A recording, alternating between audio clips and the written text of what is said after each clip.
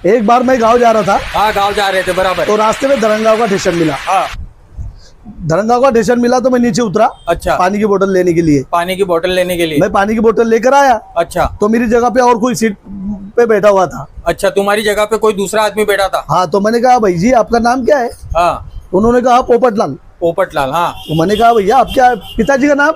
हाँ तो उन्होंने कहा जेठालाल।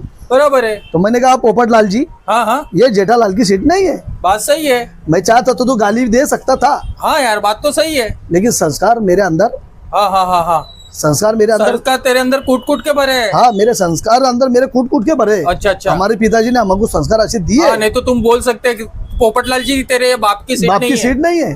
बस